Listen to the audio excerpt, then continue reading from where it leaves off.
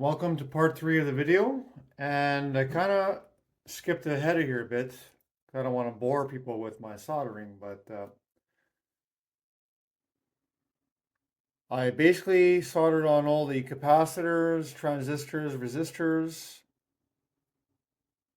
Made one mistake. I actually must have threw them in the garbage for one of the switching transistors, so I just pulled them off the donor board. But we can take a look under the microscope here.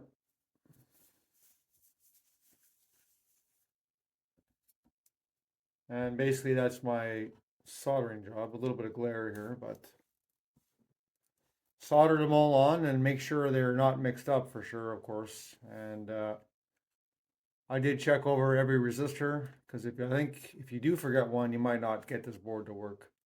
So double check them all, make sure they're all soldered correctly. Let me tilt that here a little bit better.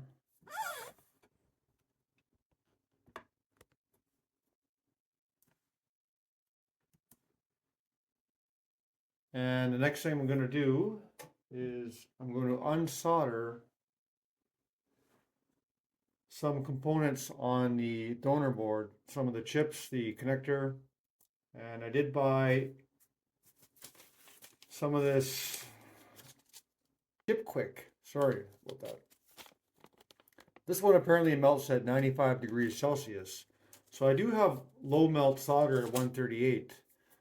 And we'll give this a shot. We're going to try to remove the connector off the old motherboard.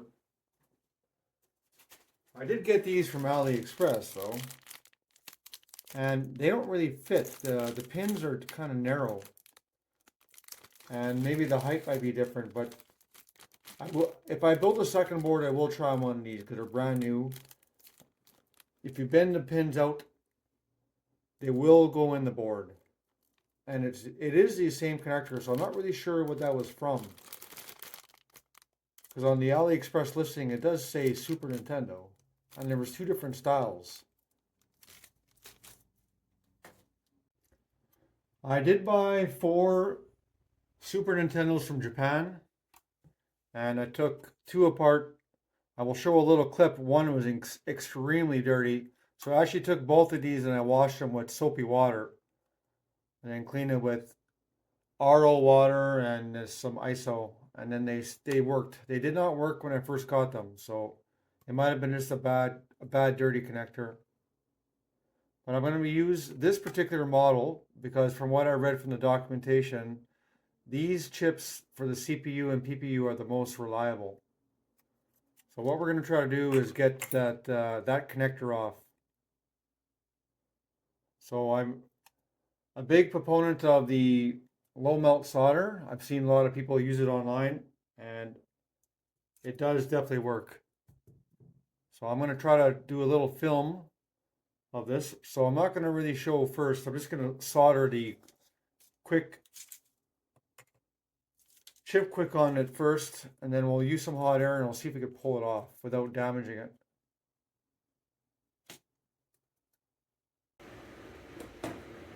I plugged this one in and it didn't work. Let's try to save this one first. It's in really rough shape. It probably hasn't been open in 30 years. Very dirty.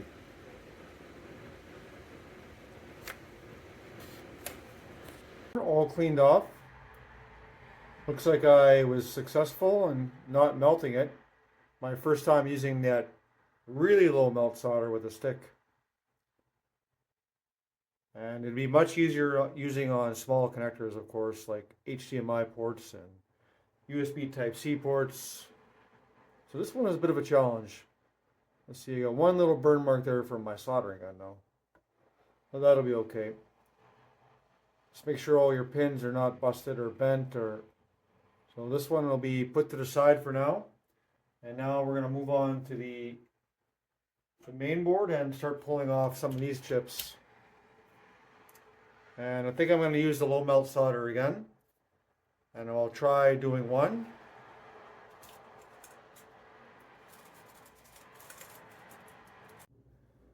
So I put the low melt solder on and make sure it melted into all the existing solder, and that should lower the temperature down. This is a really big connector, and I'm assuming for something small, just the heat of your soldering iron would make it probably fall out. But I'm just going to apply some hot air on it now. And once I see it melted across the whole thing, then I'll try to pull it out.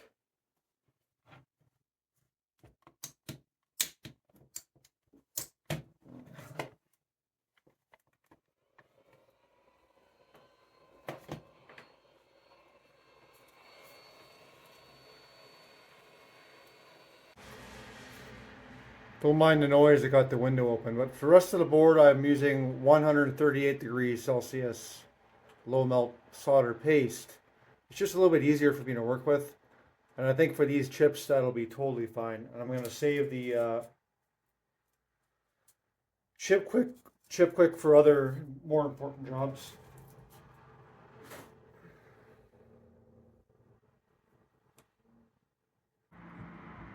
As you can see, all my components are off the board, and I kind of just clean them with ISO. Here's the old board. It's basically I stripped everything off, even the capacitors, just because I may want to check them to see how bad they were, just for curiosity's sake. And what I'm going to do right now is check each one of these under the microscope and use a little pin, like a sewing needle, and make sure all the pins are straight. I noticed a couple of these chips here, I had some pins that might have been not perfectly straight, so you'll make your job a lot easier when you're soldering to get that back to normal.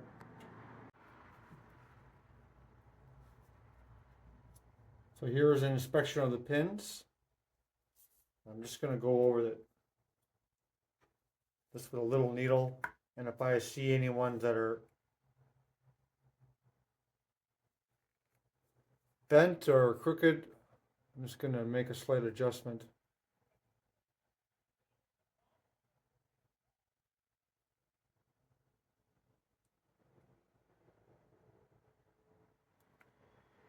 Just like that.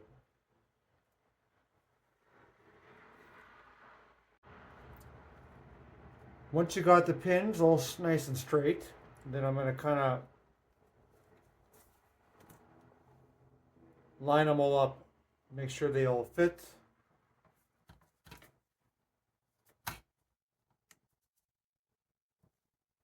And what I'm going to do is I'm going to solder these on by hand, and then we'll check the board after I'm done soldering on these chips.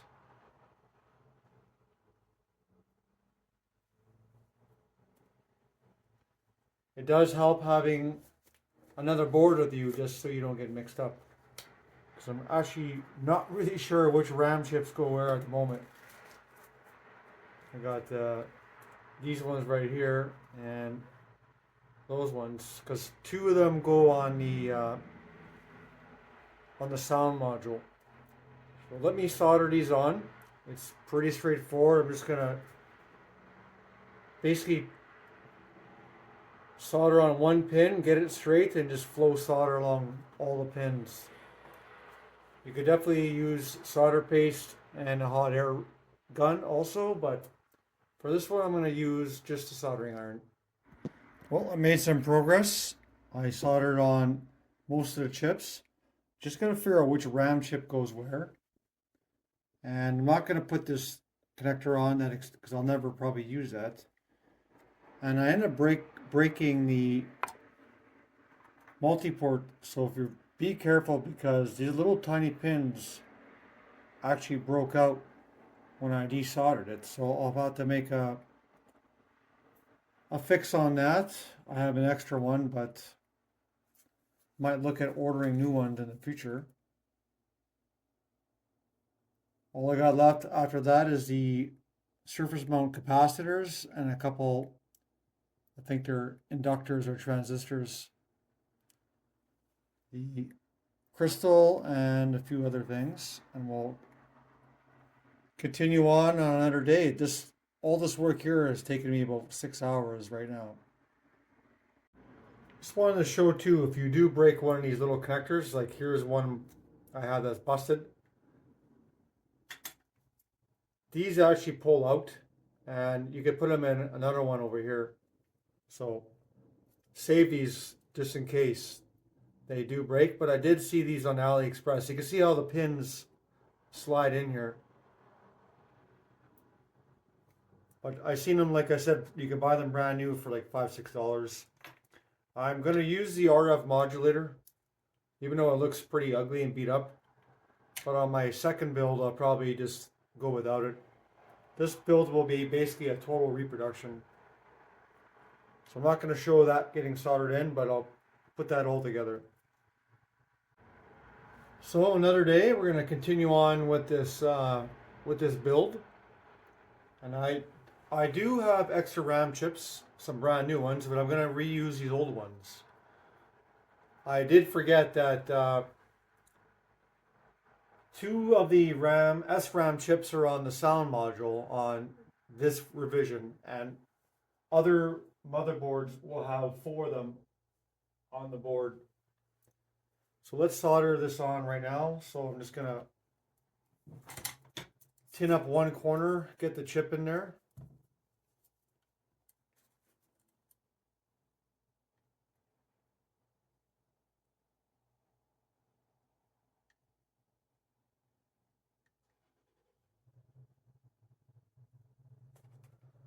I gotta clean my soldering gun.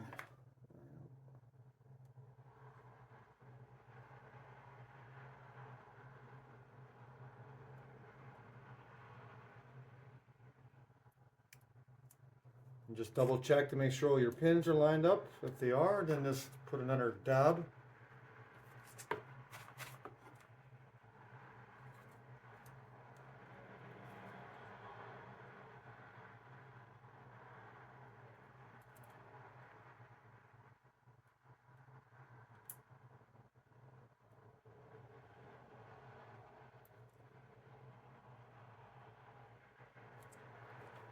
All right. Solder flux.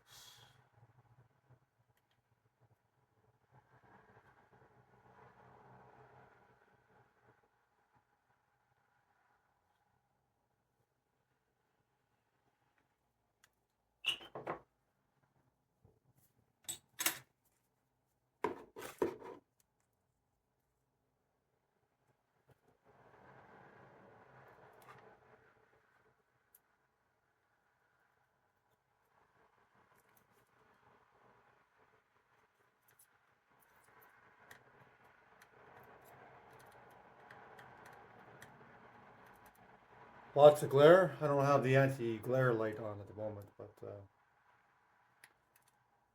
just finish this off here.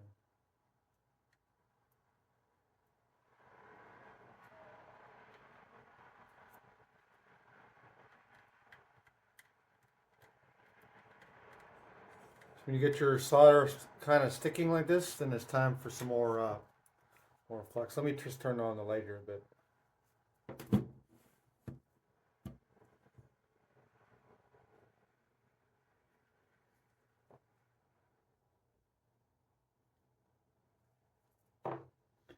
And what I've been doing is just wicking off the excess.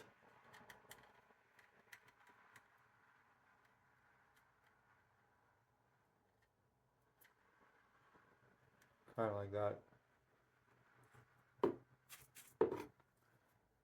Later on, I'll check each pin when I'm done, make sure each one is actually joined up. And I'll do the other side later when I flip over the board, but I want to get this one over here. I got the Nintendo all together, and I was doing some preliminary testing. And what happened was, always got basically garbled graphics when I tried to run a game. And I could not figure out for a long time.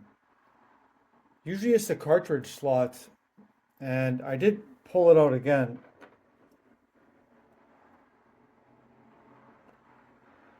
And that probably was not the problem, but one little tip here, I do have a desoldering station, so that actually works much better to remove these connectors than using the low melt solder. Anybody who does any kind of work with retro computers should have a hole through desoldering station. It's definitely saved much time on this part. So I want to go over what was wrong with this one. So I did have a few missing solder on some of the legs.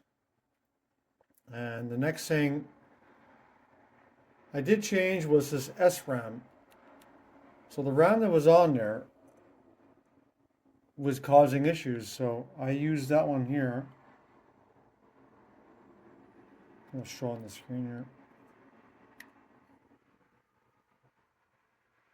So that particular brand did not work for me. I don't know if it was both of them or one.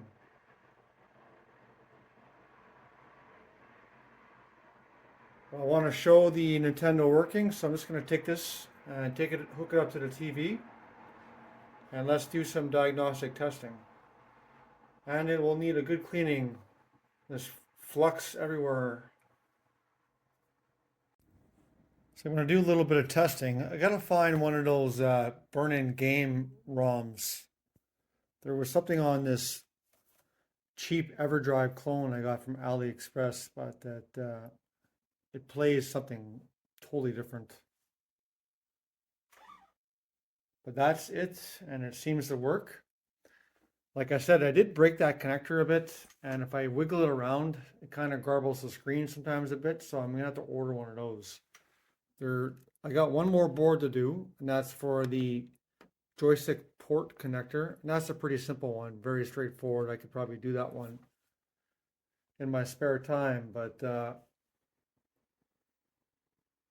let's just do a rundown what I did. So I bought 5 PCB boards,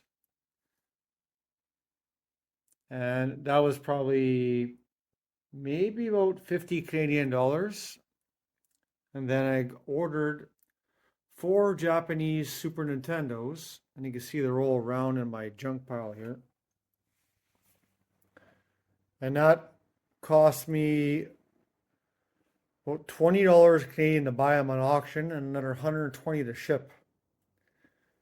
The electric parts for these PCBs cost me probably about $70 for one, and I spent about $170 though, and I bought many extras to do many other parts also. So all in all, it was a pretty fun project. And just to show a game running,